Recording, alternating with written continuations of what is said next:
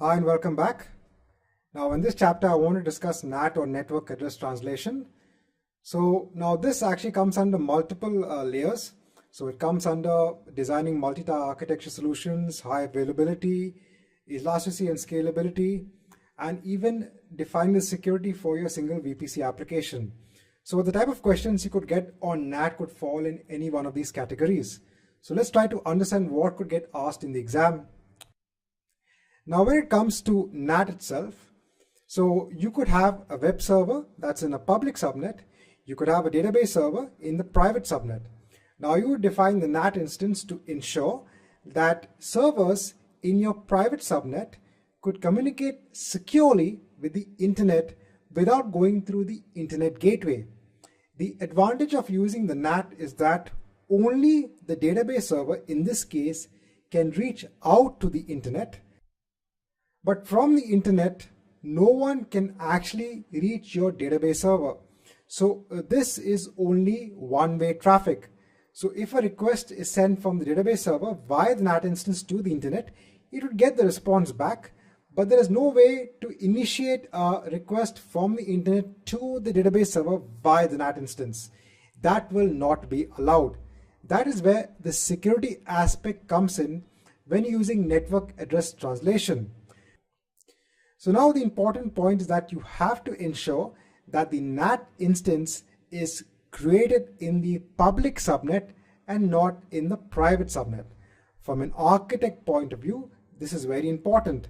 And that's because a NAT instance itself should have the ability to communicate with the internet gateway onto the internet. Remember that the NAT instance is used as an intermediate translator for the server in your private subnet. Now, instead of the NAT instance, you can also use a completely managed service known as the NAT gateway. You can simply replace the NAT instance with a NAT gateway, but you again have to ensure that when you create the NAT gateway, it has to be created in a public subnet. Now, when would you use the NAT gateway is when your NAT instance is becoming a bottleneck. So let's say that your private servers are issuing a lot of requests. It could be patches that need to be downloaded onto the servers. And then your NAT instance, remember, is dependent upon your instance type that has a bandwidth limitation. So that instance is becoming a bottleneck. The NAT gateway has high bandwidth and can allow a lot of traffic to flow into and out to your subnets. Also use a NAT gateway when you want to have a completely managed service.